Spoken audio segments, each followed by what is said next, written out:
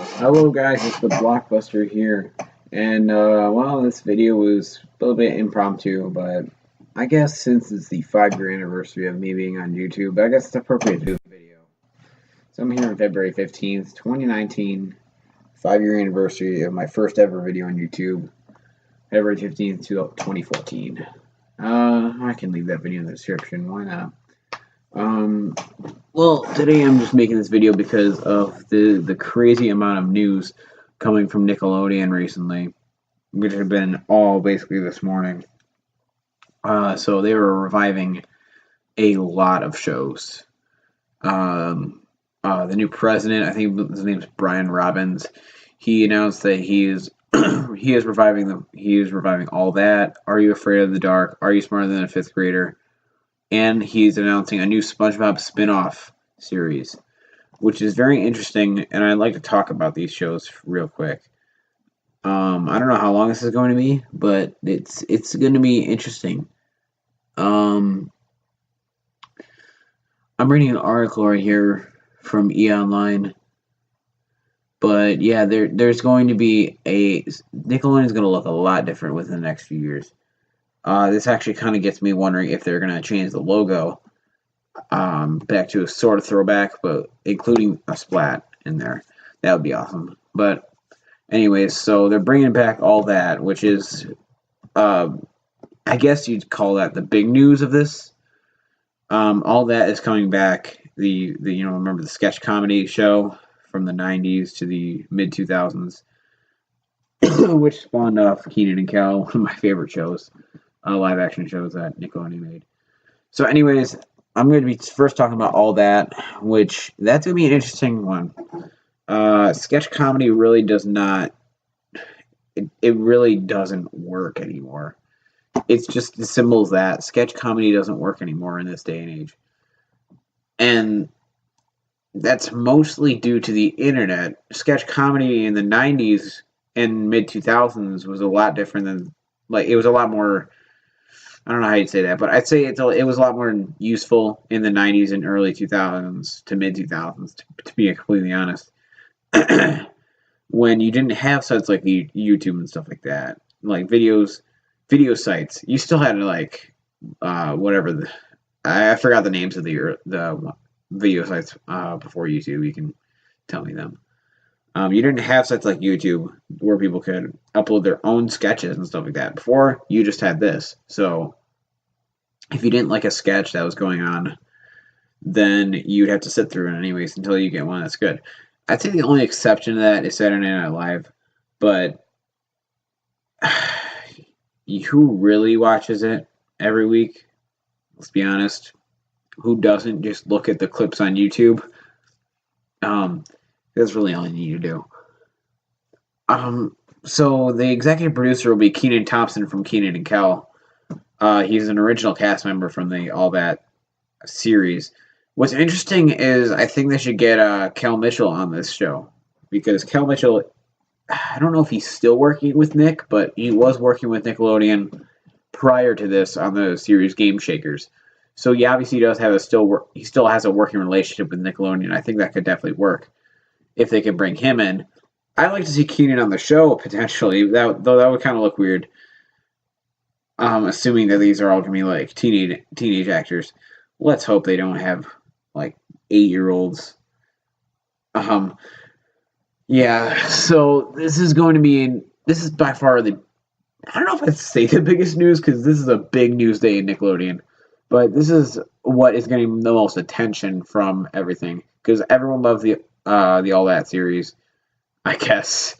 I kind of liked it. It was good. I definitely prefer Kenan and Kel over All That, though.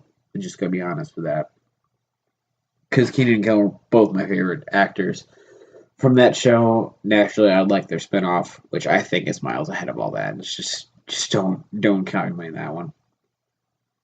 So that's probably the most interesting topic at hand right now. This goes along with the Rugrats reboot that I already talked about in a previous video that's going to be happening.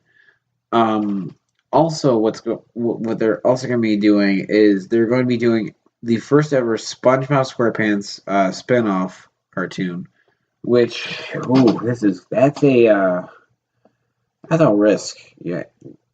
Now, while risks do not always work out, as the case was in CN Real, um, it risks can work.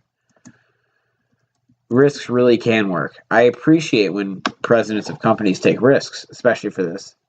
Um, this is a risk, no doubt about it. This is a huge risk. But what can they do to make this work? Is the big question. SpongeBob has been virtually untouched.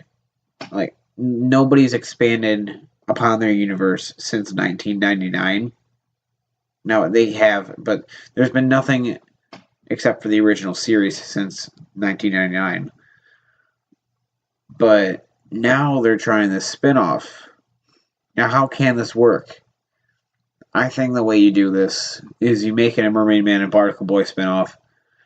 I think this would be really cool if they did that. If they did a Mermaid Man and Barnacle Boy spin-off, showing mostly the origins, but I think it'd be like a great thing if they did like in the style of like a 60s type of superhero cartoon. Those were awesome. You don't have it super serious. You gotta have it in like a throwback style of superhero animation. Because there's always a certain charm to those types of shows. Well, another thing you can do with this is you just cannot have it in animated in Flash, because that will look really dumb. Because as you saw with the Super Bowl halftime thing with SpongeBob animated in Flash does not look good at all. It really, really doesn't. It has a certain style to it that really can't be copied. That's why I think should happen. Mermaid Man and Barnacle Boy spinoff would be ideal. But Brian Robbins doesn't seem to see it as that. He doesn't seem to be hinting that it's going to be that. Because, sorry about the chair squeaking in the background. This is not my normal chair. Yeah, okay, that's annoying. Anyways, I'm just trying to lean back. But, anyways, I think you could definitely do that spinoff. And that's really the only thing you could really do. Like, with the main thing still going on, I don't know how much you can expand that universe. Other than doing something that doesn't have a set, like, it has a set origin story, but it doesn't have a set timeline of how everything happened. It really, I think the plot of Mermaid Man and Barnacle Boy really needs to be expanded upon. And I see this as a perfect opportunity to do that. Because I would love to see that. Like, it'd be a good throwback to have a 60s style superhero cartoon air every week. Though the problem with that is, will that attract the target demographic you're aiming for? Because the whole reason that they're doing this is because, well, this is from Brian Robbins' mouth, so he says the main reason, I'm misquoting this probably, but I'm just paraphrasing what he's going to say, what he said. He said that he was trying to gain their demographic back because he knows, he acknowledged the fact that Nickelodeon is losing ratings fast. And a side point here, although Nickelodeon is losing ratings, they're still not as bad as other channels like Cartoon Network and Disney Channel.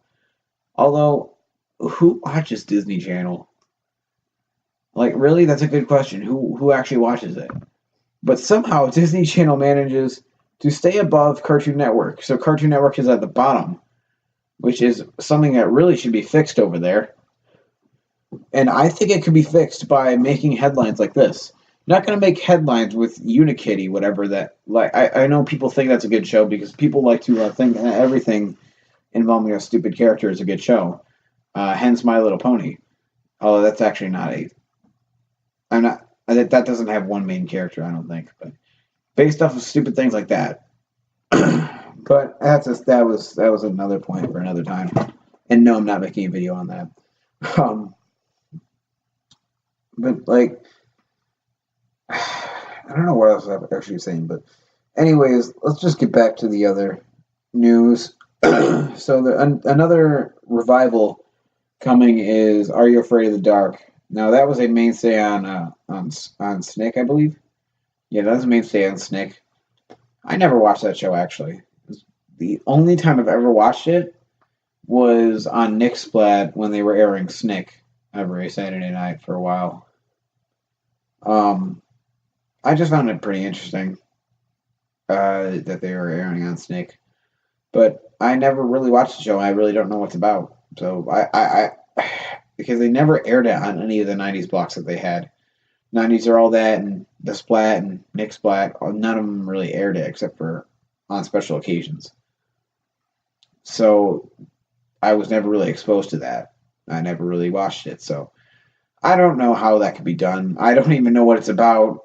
So I guess I guess it could work, but most likely people are gonna be mad.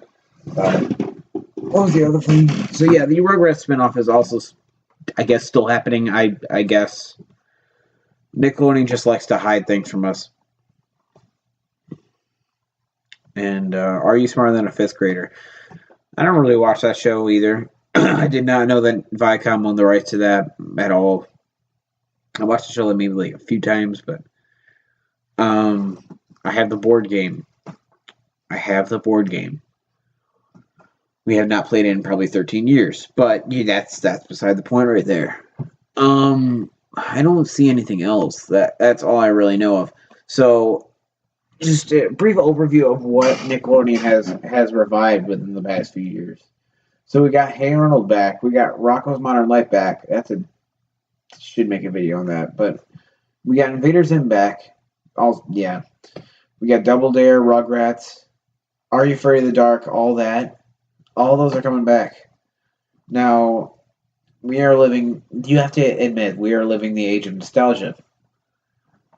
Nostalgia for the '90s has sort of died down. Nostalgia for the 2000s is way up because that whole '90s kid era is done. Thank the Lord for this. So we're living in an age of nostalgia, and I think Robbins knows that.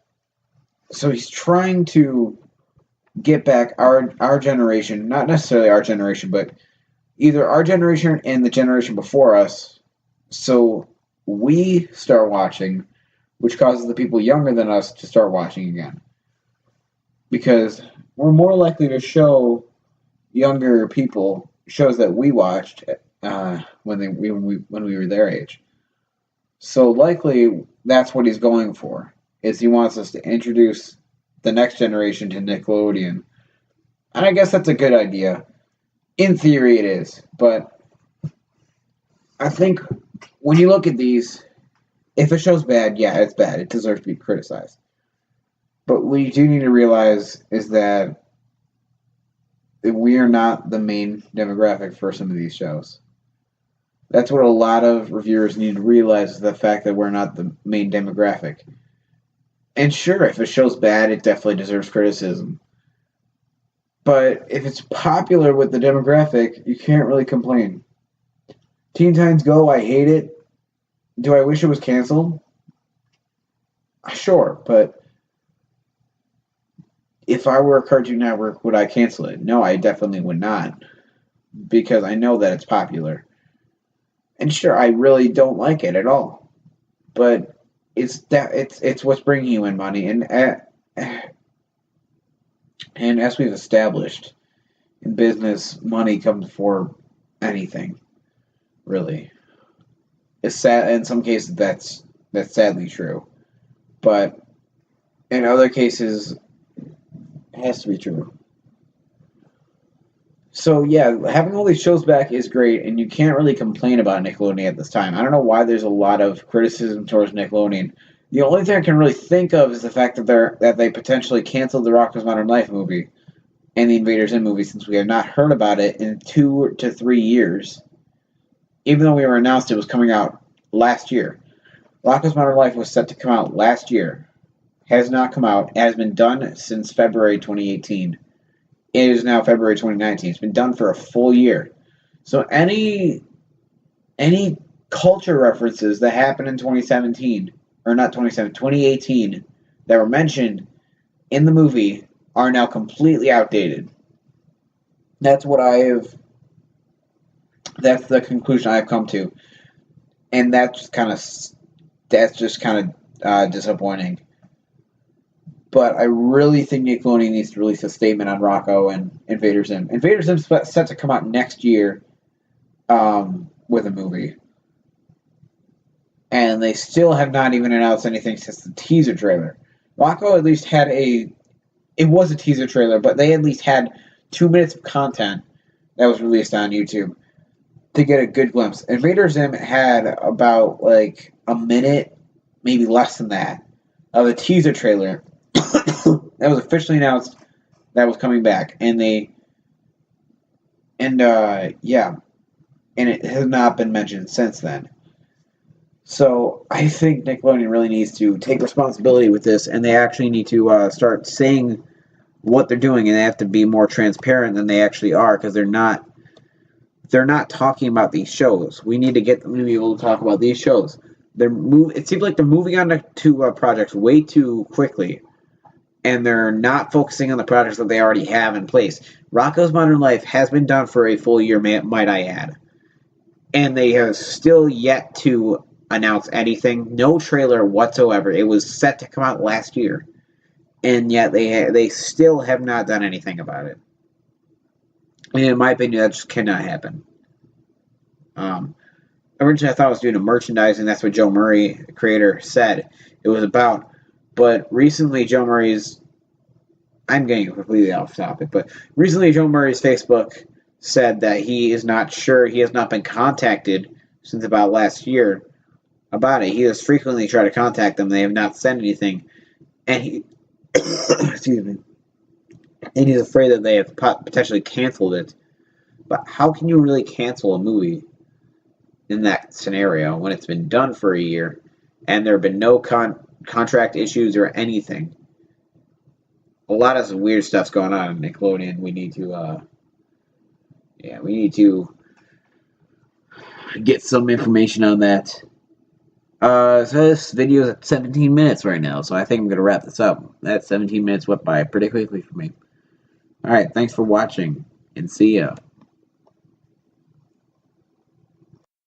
And by the way, I actually do not have Nickelodeon anymore for the first time in my lifetime, so I'm not going to be watching any of this for quite a while. Anyway, see ya.